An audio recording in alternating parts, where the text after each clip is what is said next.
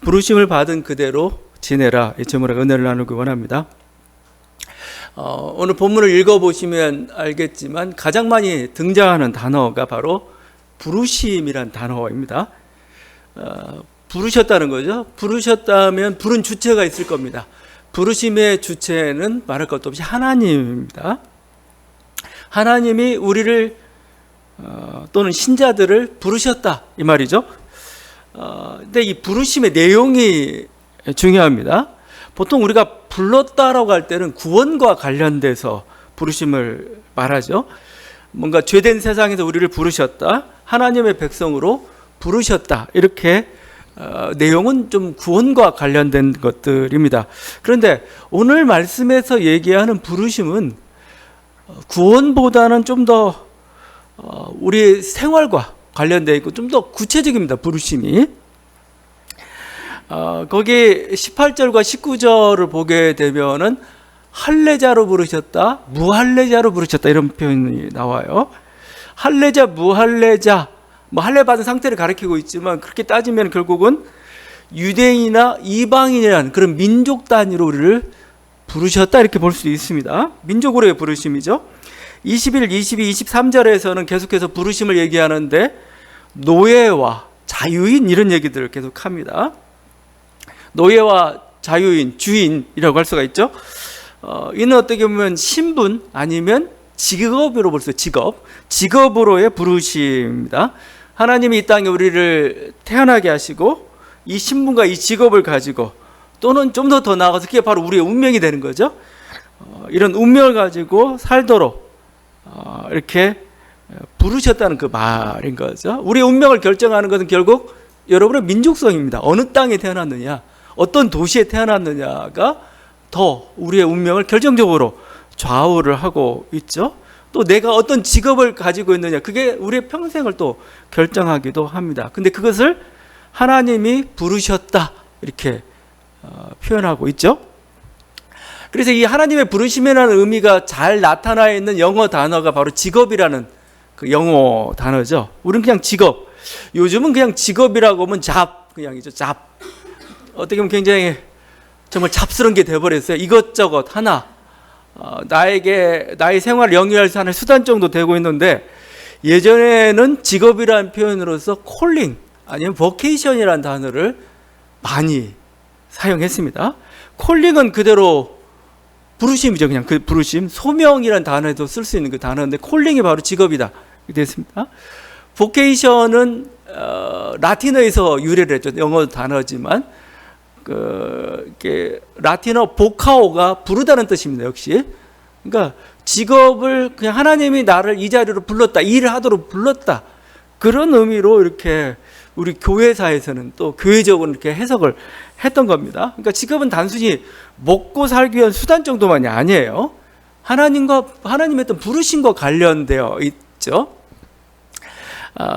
그래서 지금 오늘 말씀이 우리들에게 굉장히 우리들이 지금 하고 있는 일에 대해서 굉장히 다시 한번 생각하게 만드는 그렇게 만듭니다. 바울은 분명히 그리스도를 믿을 때 우리가 새로운 존재가 되었다고 얘기해요. 우리가 하나님 백성이 되었다고 얘기하고 또 자유인이다 이런 선언을 합니다. 그런데 여전히 우리 직업은 바뀐 게 없어요. 우리 신분은 그대로고 국적도 그대로입니다. 어제와 동일한 생활을 하고 있어요. 뭐가 달라졌다는 거죠? 뭐가 새로운 백성이고 뭐가 어떻게 새로운 존재고 심지어는 새로운 피조물까지 얘기하고 있는데, 나는 예전과 이전과 거의 달라진 게 없는데 그 직업 그대로 가지고 있는데 뭐가 달라졌다는 말인가? 달라진 건 없습니다. 근데 달라진 게 있어요. 그 뭐냐면은 직업을 바라보는 우리 시선입니다. 우리의 나란 인생을, 내가 처해진 어떤 환경을 바라보는 우리의 시선이 바뀐 거지, 내 존재 자체, 그러니까 내 직업 자체, 그게 바뀐 건 아니에요. 어떻게 보면 전에는 어떤 신분을 갖느냐, 그 신분을 어떻게 유지하느냐, 어떤 직업을 갖느냐, 어떤 직업을 아니면 탈피하느냐, 바꾸느냐, 이게 그러니까 그게 직업의 신분 자체가 목적이 되었습니다. 그러나 이제는 그리스도 안에 새로운 존재가 된 우리들에게서는 목적이 바뀌었어요. 어떤 목적이냐? 직업 자체가 목적이 아니고 그 직업을 통해서, 그 일을 통해서 어떻게 하나님께 영광을 돌릴까? 좀 바뀐 거죠. 어떻게 주의 일을 할까? 어떻게 주님의 뜻을 알고 그 속에서 주님의 뜻을 실현할까? 어떻게 보람되고 의미 있는 일을 할 수 있을까? 우리의 시선이, 관점이 어떻게 하면은 목표가 이렇게 바뀌었습니다. 그러니까 한 직업 자체가 바뀐 게 아니고 내가 가지고 있는 직업, 이 일, 지금 나에게 처해 있는 환경 자체를 바라보는 우리의 시선이 바뀌어버린 거죠. 그 자체가 목적이 아니고 하나님 이곳에 부르셔서 뭔가 내가 어떤 일을 하길 원하시는데 그 일이 뭘까? 어떻게 하면 그 일을 잘 이룰 수 있을까? 그 일이 무엇일까? 가는 거죠. 어떻게 보면 내가 있는 이 자리, 이 위치, 심지어 여러분이 이곳에서 예배를 드리고 있는 것조차 우리는 하나님의 부르심, 어디 그냥 교회 이쪽 갈 것도 없고 저쪽 갈 것도 없고 안 받아주니까 나 이쪽 왔다가 아니고 우리들이 바라보는 태도는 하나님 우리를 부르셨다는 거죠. 그러니까 우리는 사실은 어떤 우리에게 맞는 직업이 뭘까? 하나님의 부르심이 뭘까? 우리에 맞는 신분이 뭘까? 계속 움직여 다녀요. 이쪽 갔다 저쪽 갔다 이 직업 택했다 저 직업 택했다 아니 좋으면 막 그걸 유지하기 위해서 막 여러 가지 권력고 이상한 어떤 여러 가지 우리의 욕망을 하여튼 실현하기 위해서 노력도 하고 그렇습니다. 하여튼 우리가 그런 여러 가지 다양한 모습들을 가지고 있어요. 어떤 때 오류가 있을 수도 있고 막 그렇습니다. 그런데 우리가 끝까지 믿는 거 하나가 있어요. 그건 뭐냐면은 하나님의 부르심이 있다는 겁니다. 그 환경이든 그 어떤 일이 됐든 그곳에는 하나님의 부르심이 있다는 거죠. 하나님 우리를 여기 보내신 목적이 있다는 겁니다. 기대하는 바가 있다는 거죠. 물론 이제 그 고대 사회는 거의 신분, 직업, 근거지가 태어날 때부터 정해졌습니다. 움직일 수 없죠, 거의. 움직일 수 있는 사람은 거의 없습니다, 정말. 그래서 그냥 자기가 지금 가지고 있는 신분, 자기가 가지고 있는 직업, 자기가 살고 있는 그 근거지가 사실은 하나님의 부르실 가능성이 굉장히 높죠. 현대인들은 조금 이동성이 있으니까 이건 찾아가는 과정이 좀 필요하겠지만 고대 사회에서는 그냥 지금 하고 있는 일이 바로 하나님의 부르심일 가능성이 높은 거죠. 근데 우리가 지금 하고 있는 일이, 우리가 지금 앉아서 있는 그 자리가 바로 하나님의 부르심의 현장이라는 그 어떤 그 시선, 어떤 그 믿음을 갖게 되는 순간 우리 눈이 바뀌죠, 정말. 우리 눈이. 우리는 굉장히 막 비참하고, 그러니까 뭐 바울이 정말 어떻게 보면은 그냥 역말살 낀 사람이죠. 역말살 낀 사람이고 직업이라는 것도 이 가죽 고급 테크니션이 아닙니다. 그냥 아주 냄새 나는 거고 사람들이 꺼려하는 그게 될 수가 있는 그런 건데 바울은 그게 개의치 않아요. 왜냐하면 바로 그게 자기를 향한 부르심이고 하나님이 이걸 통해서 주님의 일을 하기를 원하는 거죠.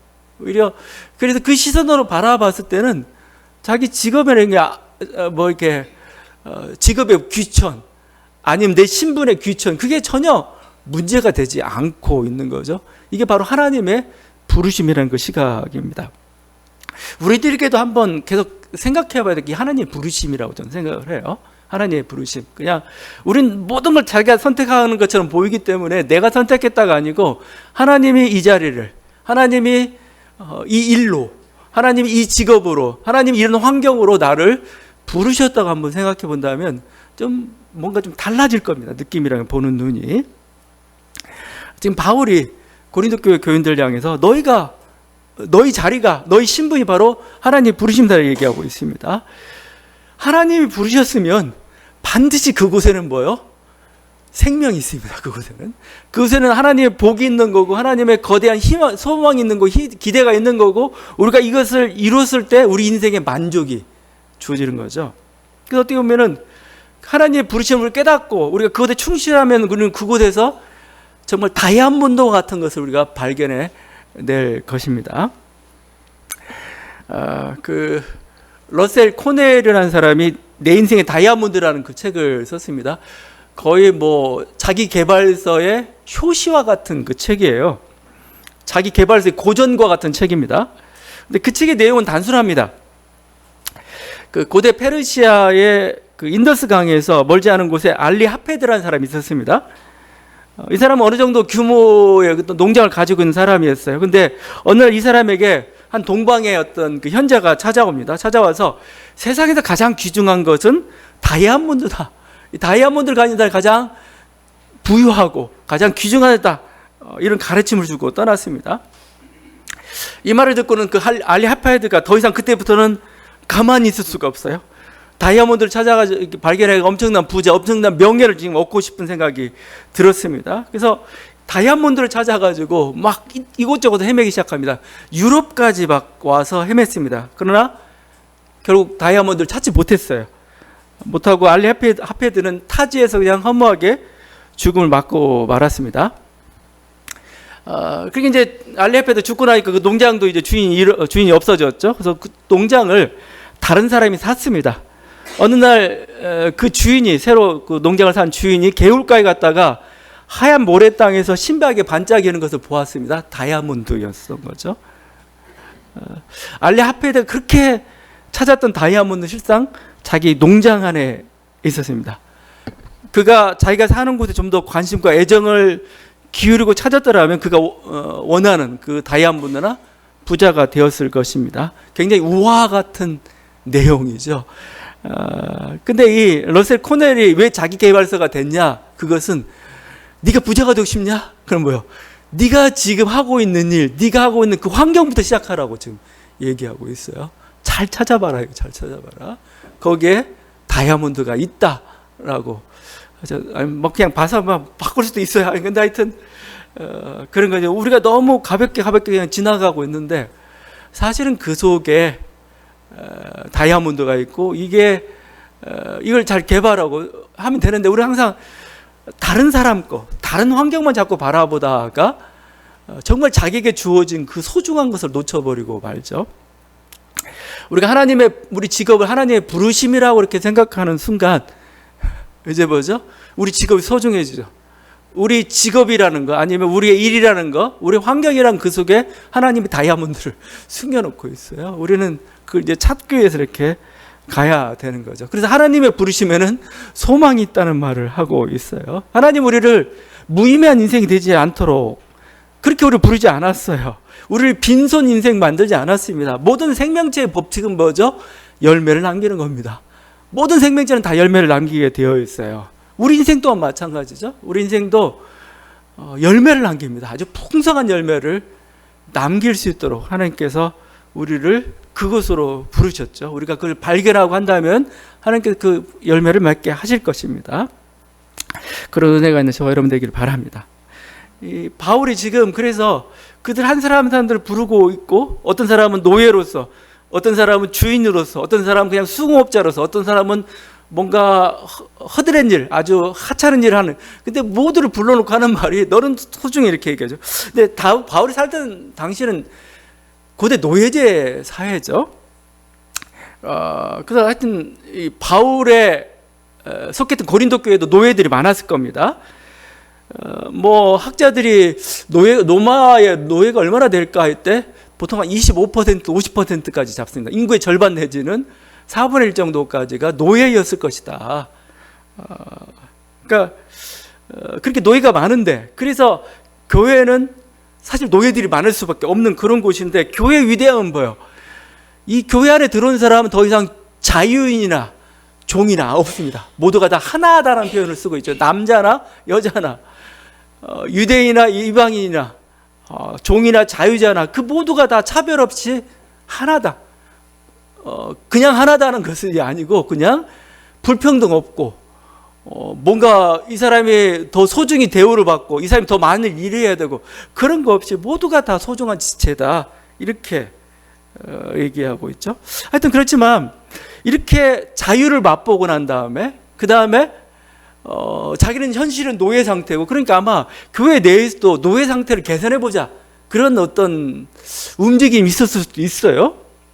분명히 그런 어떤 그 요구도 있었을 것이고, 실제 그래서 2세기에 교회 중에서 어떤 운동들이 있었냐면은 교회에서 노예의 몸값을 대신 치러주고 해방시키는 그런 일도 있어서 노예들이 뭐 이렇게 교회로 많이 오는 경향도 있었어요. 그래서 그걸 더 이상 차단하라는 그런 그 편집글들 이그나티우스는 쓰기도 하고 막 그랬던 거죠. 하여튼 근데 이거에 대한 바울의 태도는 뭐냐? 여러분 쭉 읽으면 알겠지만 그냥 그 자리에 있으라 합니다. 상태를 변화시키려고 하지 말고 부르신 그대로 있으라. 이게 바울의 답입니다. 그런 태도가 잘 나타나는 것이 21절입니다. 21절이 이것도 참 해석하기 좀 어려운 부분입니다. 왜 해석이 어려울까? 자기들의 생각이 있기 때문에 어려워요. 우리들이 주석할 때 문맥 읽어보면 보이는데 자기들의 어떤 관심이 있기 때문에 21절의 해석을 이렇게 좀 어려워지고 말았습니다. 이거죠. 네가 종으로 있을 때 부르심을 받았느니 염려하지 말라. 그러나 네가 자유롭게 될 수 있거든 그것을 이용하라. 네가 자유롭게 될 수 있거든 그것을 이용하라가 우리 한글 번역도 좀 굉장히 애매한데 이거 좀 마치 어떻게 해석이 됩니까? 종에서 벗어날 기회가 생기면 이를 이용하라 이것처럼 보이죠? 야, 네가 이렇게 종에서 벗어날 기회가 있으면 이용하라.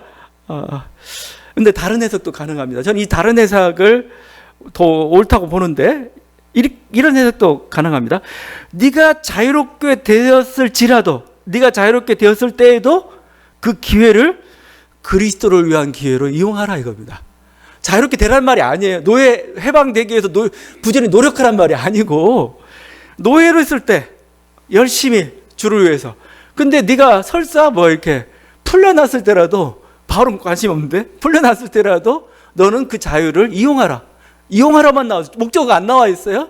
결국 그리스도를 위해서 사용하라 이렇게 볼 수가 있어요.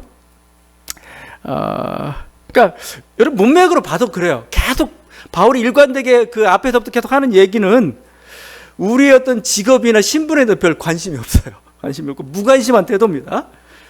할례자이면 뭐라고 하죠? 할례 상태를 바꾸려고 하지 말라고 합니다.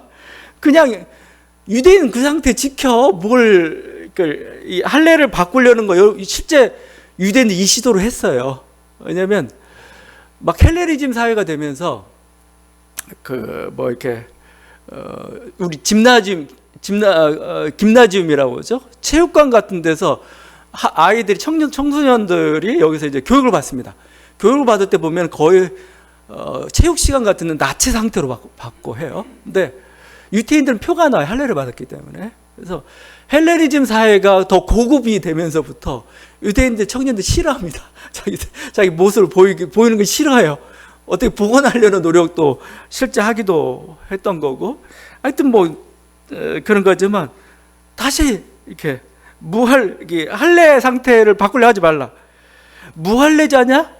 그 무할례 상태 그대로 지내라고. 할례 받지 말라고 합니다. 20절이요. 각 사람은 그 부르심을 받은 그 부르심 그대로 있으라. 이게 바울의 태도예요. 노예 상태로 있더라도 굳이 자유인이 되라고 하지 않습니다. 노력하지 말라고 그래요. 주지만 그거죠. 믿는 자는 종이라도 주께 속한 자유인이다. 너 종 아니야. 너는 진정한 자유인이야. 이렇게 얘기하고 있어요. 자유인은 뭐라면 자유인한테는 부르심을 받은 자는 그리스도의 종이니. 네가 자유롭다 아니야. 너는 그리스도의 노예야. 그러니까 너희가 지금 어떤 신분이냐에 대해서 바울은 굉장히 아니면 노예제도에 대해서 굉장히 별 관심이 없어요.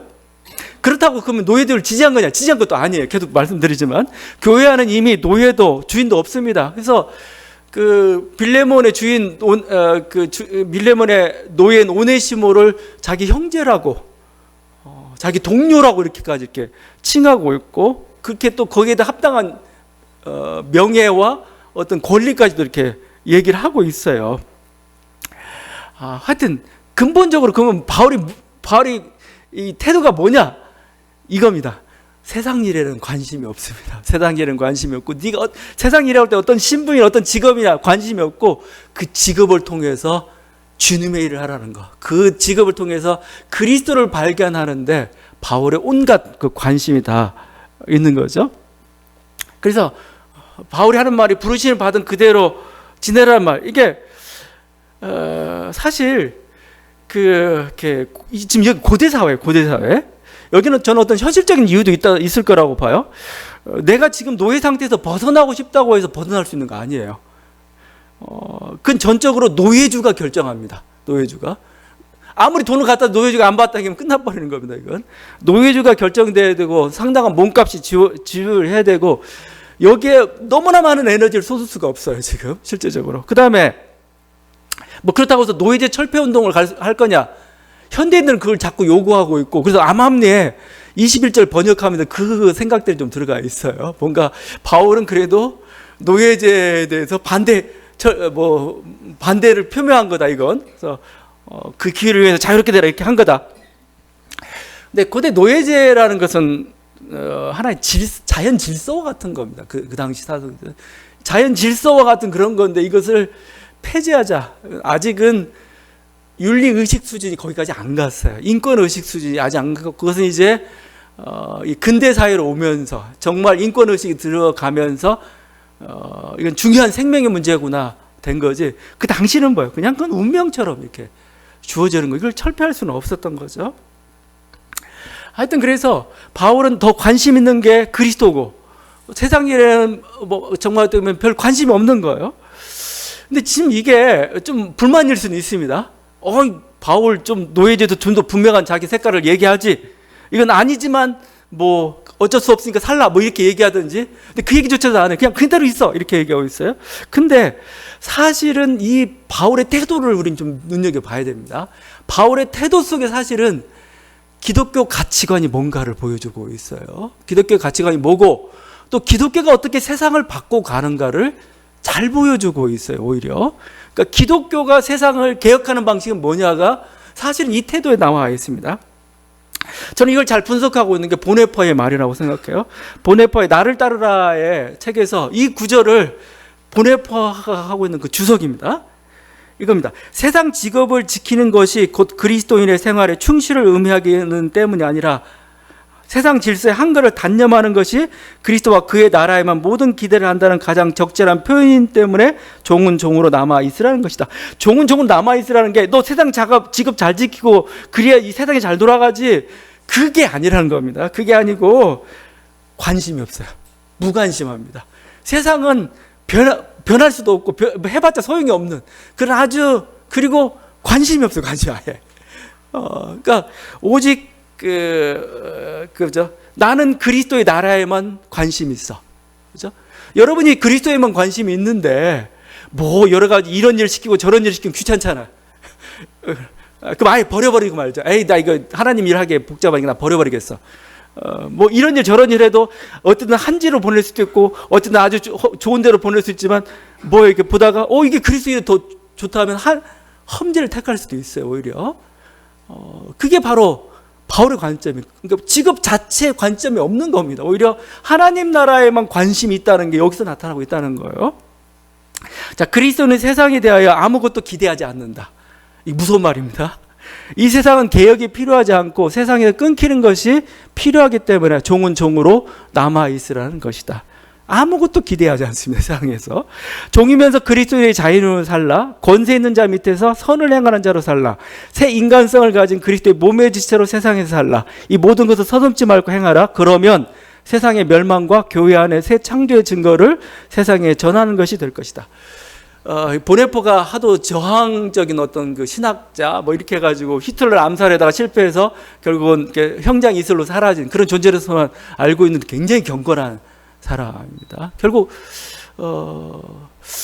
이걸 뭐 어떻게 비유할까요? 그 톨스토이의 바보 이반이라는 그 우화에도 나오는 건데, 이 나라 사람들은 금을 별로 소중하게 안 여겨요. 그래서 어떤 나라가 쳐들어와서 이렇게 이 사람 점령하려고 하는데 금으로 회유가 안 되는 거예요. 이게. 금 처음엔 좋아하다가 나중에 보니까 너무 흔하니까 그냥 공깃돌 쓰다가 그냥 버려버리고 에이 이러고 나니까 이 나라 사람들한테 뭘 어떻게 적용해야 될 법이 없는 겁니다. 그래서 금을 싫어하니 뭐 어떻게 하겠어요? 크리스찬들이 그런 사람이라는 겁니다. 지금 얘기하는 게 말이 될지 안 될지 모르겠는데 바로 그런 사람. 그랬을 때 뭐예요? 세상은 거기서부터 힘을 잃어버리는 거예요. 저는 그래서 기독교의 가장 중요한 게 뭐냐? 종말론적 세계관이에요. 종말론적 세계관은 뭐예요? 이 세상엔 소망이 없다. 나는 이 세상에 미련은 없습니다. 이런 삶의 자세잖아요. 오직 나는 하늘나라만 바라보며 가고 있습니다. 그러므로서 뭐가 이루어지죠? 재물로부터 자유함이 이루어지죠. 권력을 두려워하지 않게 되죠. 이게 그리고 뭐죠? 또 지금 원하는 건 뭐냐면 결국 이걸 세상에 자꾸 뭐뭐 하십시오라고 이렇게 개혁하지 말라는 겁니다. 뭐죠? 교회는 뭐예요? 그 안에 노예제도 없애버리면 돼요. 그 안에 노예가 없으면 됩니다, 그냥. 그래서 주인과 노예가 더 이상 구분이 없고, 실제 주인이 자기 노예 있으면 노예 해방시켜주고, 여기 온전한 평등사회, 불평등 없는, 그게 하나님 나라를 교회 안에 건설하면 돼요. 이게 뭐죠? 세상에 대한 심판인 겁니다, 사실은 세상은. 세상은 뭐요? 여기는, 세상은 뭐요? 당연히 그런 신분적 질서가 불평등의 원리로 이렇게 돌아가고 있는데, 교회는 그런 원리로 도무지 통용되지 않는 사회죠. 그래서 세상을 놀라게 하는 게 사실은 교회가 세상을 바꾸는 방식인 거죠. 근데 너무 요즘은 교회가 세상처럼 돼버렸어요. 세상의 논리를 그대로 교회에 써보려고 하고, 또 자신은 변화되지 않고 자꾸 세상한테만 이렇게 잘하고 정의를 세우라고 얘기하면서 오히려 교회 자체에 정의가 없다면 그걸 누가 듣겠어요, 그걸. 세상은 물론 잘못된 건 잘못된 거라고 얘기를 하겠지만 세상을 바꾸는 방식은 교회가 실제 정의로운 사회가 되는 겁니다. 실제 여기에 완전한 민주주의가, 완전한 평등이, 그리고 완전한 서로 나눔이, 희생이, 사랑이, 이런 어떤 공동체가 되었을 때 뭐예요? 세상이 그걸 보고 두려워하고, 어쩔 때는 흠모하기도 하고, 어쩔 때는 화를 내기도 하죠. 왜 너는 우리처럼 안 살아? 하면서. 그게 바로 심판이고, 그게 빛으로서의 그 모습인 거죠. 근데 지금 저는 그 모습이라고 지금 보고 있습니다. 바울이 세상에 무관심하다 해서 세상을 왜 개혁하지 않아? 세상을 바꾸려 노력하지 않아? 그게 아닙니다. 그게 아니고 사실은 교회가 어떻게 세상을 바꿔가는가, 실제죠. 아무리 자본주의 막 비판해도 자기가 자본을 사랑하고 있는데, 돈을 사랑하고 있는데 어렵죠, 그건. 어렵죠. 근데 정말 돈을 사랑하지 않는 사람, 돈을 아무것도 아니라고 하는 사람들이 생긴다면은 그건 정말 우리가 어떻게 도무지 타치할 수 없는 그런 존재가 되는 거죠. 근데 어떻게 보면 지금 바울은 그런 모습이 나타나고 있습니다. 근데 바울이 자기를 그렇게 얘기하죠. 나는 비천에도 처할 줄 알고 풍부에도 처할 줄 알고 배부름에도 배고픔에도 다 처할 줄 안다. 그러면 삶의 일체 비결을 배웠다라고 표현합니다. 이게 진짜 자유인입니다. 자유인. 자유인이 뭐냐? 이게 진짜 자유인이죠. 오늘 여기서 계속해서 자유인이라는 그 단어들이 계속 등장하고 있죠. 나중에 고린도서 9장 1절에서 내가 자유인이 아니냐? 사도가 아니냐? 이렇게 됐습니다. 나는 자유인이고 나는 사도다. 이겁니다. 엘류테로스. 전에도 한번 얘기했죠. 엘류테로스. 이게 자유인이라는 단어인데 이걸 루터가 그렇게 좋아했다고 하잖아요. 루터가. 그래서 원래 루터의 이름이 루더였다고 하죠. 루더.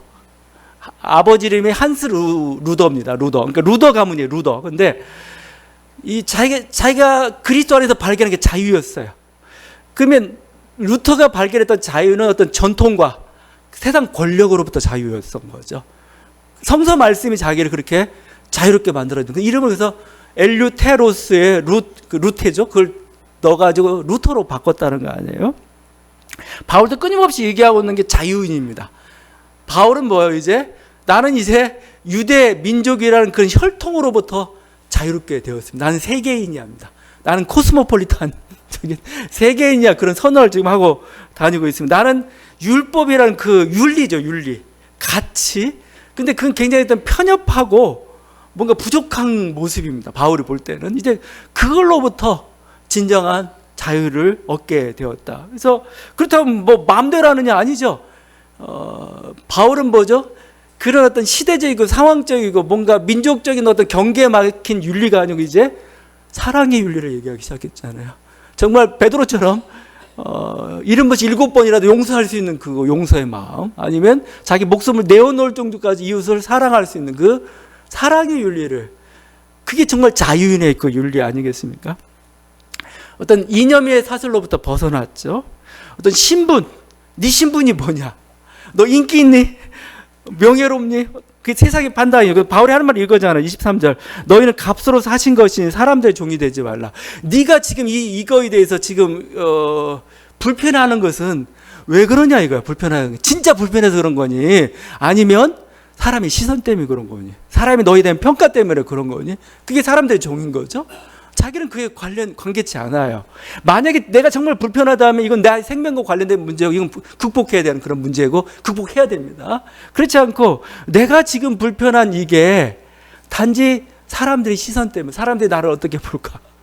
어떤 사람들의 어떤 그 규정 속에서 어떤 그것이라면 그거 하지 말라. 우리는 그리스도의 종이다. 거기서 22절에 이렇게 얘기하죠. 주 안에서 부르심을 받은 자는 종이라 주께 속한 자유인이요 또 그와 같이 자유인을 있을 때 부르심을 받은 자는 그리스도의 종이니라 얘기하고 있습니다.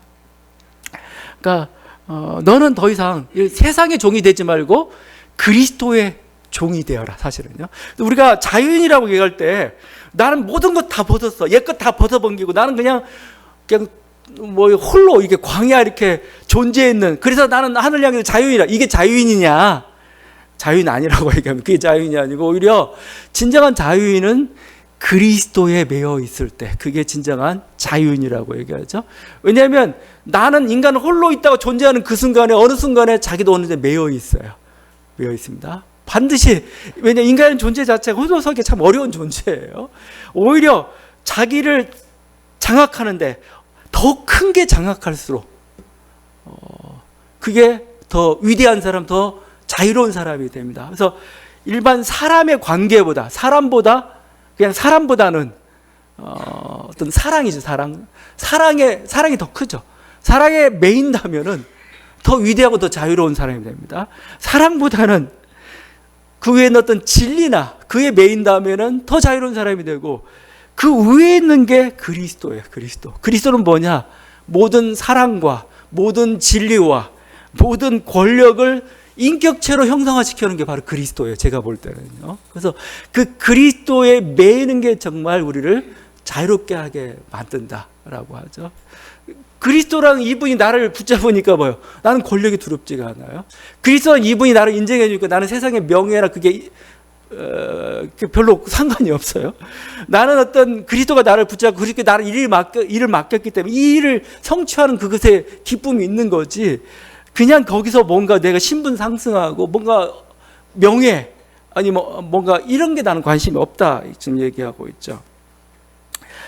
다시 한번 우리 이 바울의 이 자유인이라는 그 고백, 또 기독교가 교회가 어떻게 정말 이 세상의 자유함으로서 정말 세상을 바꾸고 갈 수 있는지 실제적으로 그런 모습들을 볼 수 있기를 바랍니다. 바울은 심지어 죄나 사망으로부터도 우리가 자기는 권세도 어떻게 할 수 없다. 왜냐하면 그리스도의 그분께 나는 매여서 그분이 나를 장악하고 있기 때문에 언제나 그 자유에 이르렀다고 말씀하고 있습니다. 여러분 바울처럼 자유로 살아가는 저와 여러분이 되기를 바랍니다. 기도하시겠습니다.